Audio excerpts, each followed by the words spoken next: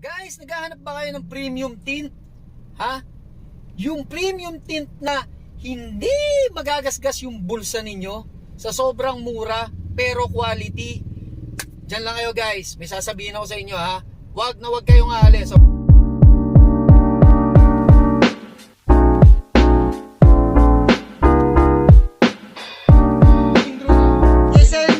Manood kayo, subscribe. Hey, what's up everyone? This is Sailing Drew. So today, nandito po tayo sa JDM Garage para papalitan ang ating tint ng aking sasakyan. Really looking for a new tint para dito sa aking sasakyan. Well, actually, medyo mainit na sa labas. It's already summer. Yun, samahan niyo po ako ngayong araw para dito sa pag-install ng bagong tint dito sa Kirena Nano Ceramic Tint with the JDM Garage dito po sa Valenzuela City. So ma'am, yung pinakamalaking garage niyo po is nasa Manila, no? Meron po ba kayong mga promo? Baka po pwede ninyong sabihin sa atin. Yes, meron po tayo naka-package ngayon. Na nagpa-tint po kayo, meron tayong package kasama na po yung LED light optimum natin na LED. Wow, talaga ma'am, ha? Yes po.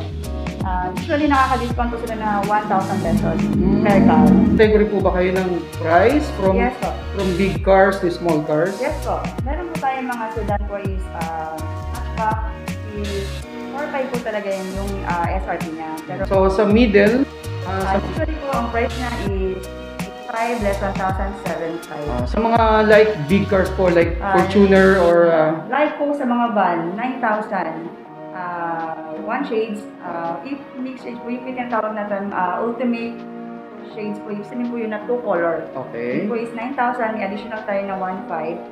Pag naka po natin ang package natin, may test po tayo na 1,000. Yun. Plus pa yung promo ngayon na may LED light. LED light. So guys, ano pang hinihintay nyo, no? Punta na kayo, sugod na kayo sa mga branches ng Kirena. Napakadaming branch nito. Antipolo, Makati, 25 West Point, Cubao, and Diliman, and Antipolo. yung Garage Manila, yung pinakamalaki. Yung pinaka-main branch Manila. Ito na po yung Valenzuela. Yun. So guys, ano pang hinihintay nyo? Punta na kayo sa lahat ng JDM branch, no? Ano pa? Wala na kayong gagawin pa, kundi sumugod na.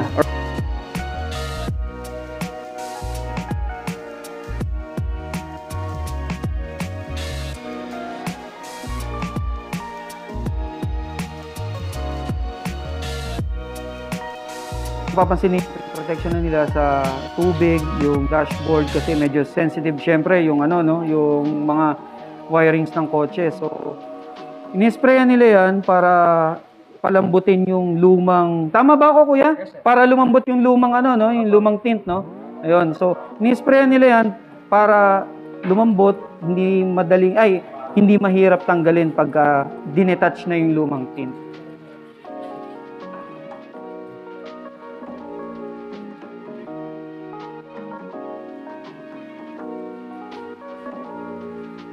Gusto ko dito sa JDM Garage, yung ino-offer nilang service, meron silang warranty dito sa Kirena ceramic tint. Once na na-damage or nasira, within 12 years yung inyong tint, papalitan nila yon. Saan yung pinakamalapit na branch ng JDM, pwede kayong pumunta doon at doon papalitan nila yung nasira ninyong tint. 99.7 UVR. So guys, kanina na-check natin kung ilan yung heat reduction na ikakabit na dark, no? So ito ngayon yung tinanggal na tint dito sa kotse ko. I-check natin kung ilang percentage yung heat reduction nito.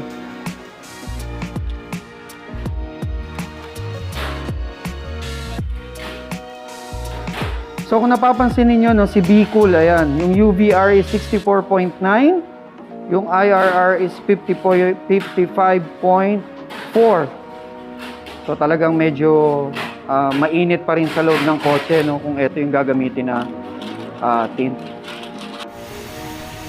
Ito dito niya sinukat tsaka kinat yung film sa labas ng windshield kasi mahihirapan siya kung sa loob niya talaga susukatin tsaka ikakat. And he's making sure na lapat talaga to at eksaktong-eksakto dun sa windshield. 2 to 3 hours inaabot yung installation nitong film. And mostly 2 to 3 days naman inaabot yung curing time.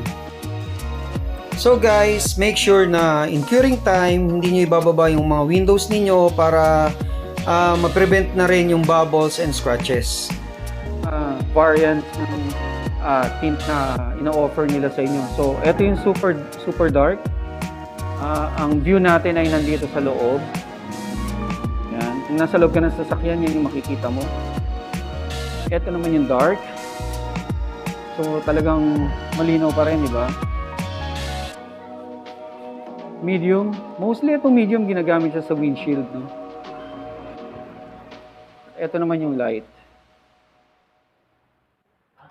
So, viewing angle, nandito naman ako ngayon sa labas. So, ito yung viewing angle ng light. Ayan. Kung nasa labas ka ng kotse, nasa labas ka ng sakyan, ito yung makikita mo. Ito naman yung medium.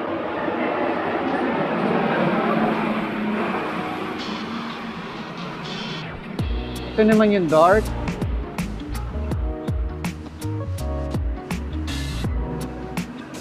Ito naman yung super dark nila. Na halos talaga wala ka na makikita sa loob. Guys, napakadaling hanapin itong JDM Garage, Tinter Pinoy United Carina dito sa Valenzuela. Actually, pag i-search nyo siya sa Waze, katabi lang siya mismo ng Apollonia Rafael Elementary School. Ayan, kung nakikita nyo sa gilid ko, yan yung Apollonia Rafael Elementary School. Etong side na to, ito yung papunta ng Hillside Village. Yan, Hillside Village. Teka, tatawid ako para ma-explain ko na mas maigi sa inyo. Alright, so, dito sa right side ko, yan yung papuntang Hillside Village. At tapos dito naman sa left side ko, yan yung papuntang Malinta exit or yung tinatawag na Paso de Blas exit, Valenzuela. Yan. So, napakadaling puntahan. Punta lang kayo dito, pasya lang kayo dito. Napaka-accommodating ng staff.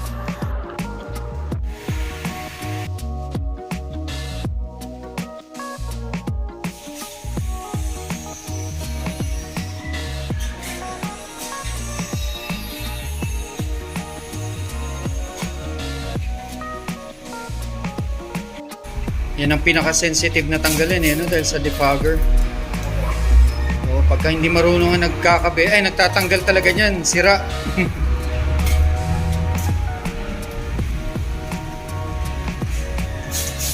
Ayun, konti na lang matatapos na yung ating installation, ating tint. So guys, just only reminders.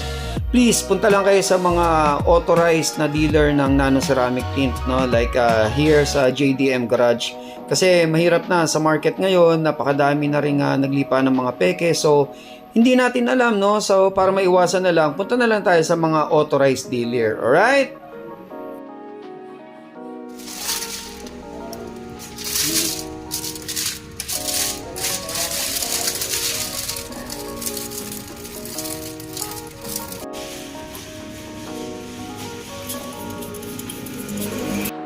And guys, I only wanted to acknowledge Sir David Donato of JDM Garage. Maraming salamat sir for giving us the opportunity to feature your product here. Bukod sa tela na pang-suporta natin sa tubig para hindi mabasa yung mga wirings, naglalagay din po tayo ng soot shield. Yung mga kalusot po sa sinasabi natin, ito po yung sasalo sir, para hindi siya tumuloy din sa mga wirings. Yan po yung naiipon na tubig sir. Oh, okay. Kahit maraming tubig na sir na naiipon niya, hindi siya tumutulo hanggat hindi siya pinipiga. Para sigurado po yung wirings na hindi mawala. Oh. Ganyan dito sa Kirena. Napaka-professional talaga, no? Baka meron kayong gustong butiin or invite niyo po sila pumunta sa inyong branch? Iniipan po namin kayo sa shop namin. Kung may mas malapit po kayong area sa shop na branch namin, meron po kaming Valenzuela branch, Antipolo branch, Makati, Diliman, and meron pa kayong main branch sa 25 West Point, Cubao. Search na lang po nila yung JDM Garage, and dun po enquest lang po nila yung Carina Valenzuela, Carina Cubao branch, and JDM Garage Manila. Nakita po nila sa Waze. Maraming salamat po again, no, sa inyo sa pag-invite sa amin dito. And any shoutout mo? Baka may shoutout kayo, shoutout na. Hello po sa family ko, at saka sa mga Team Carina JDM Garage family ko. Thank you rin po. Yan guys, pagkatapos ng pagkatapos nilang gumawa, no? Ganyan kalupit itong JDM talaga. Oh, dinidisinfect pa. Saan pa kayo makakita ng service na ganyan? High-end quality service na sinasabi.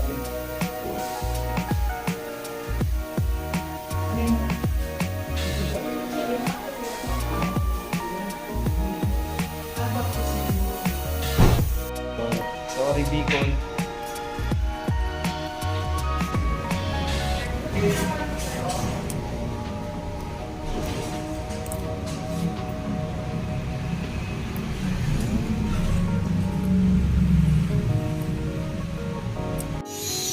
So guys, ayun na nga po, natapos na rin sa yung ating bagong tint ng Kirena, from Kirena Ceramic, from Kirena Nano Ceramic Tint. Maraming salamat po sa Kirena again. So papakita ko sa inyo, no, kung napapansin niyo yung dating videos ko o yung dating tint nito, sobrang linaw o sobrang liwanag, kita-kita ka pagka sa labas ka. Ngayon, hindi ka na makikita sa labas, super dark or dark sa labas. Pag nasa loob ka, ito makikita mo. Yan guys, oh, talagang sobrang liwanag, sobrang liwanag talaga, napakaganda. Not unlike ng mga regular film or regular tint na pag nasa labas ka, dark din pag nasa loob ka. Etong ceramic, yun ang pinagkaiba ng ceramic tint. Sobrang liwanag pag nasa loob ka at sobrang dilim pag nasa labas ka. Alright? So, check natin pagka umaandar na, no? Okay, verdict. Guys, ito, honest opinion lang ha. Sobrang lamig. Hindi na siya ganun kainit. Although sobrang maliwanag siya, no? Not unlike yung mga usual na mga tint na ikakabit sa atin from Casa or yung mga nabibili natin na ibang regular tint. Yun ang pinagkaiba nitong ceramic tint. Talagang yung heat reduction niya, ramdam mo na kaagad, no?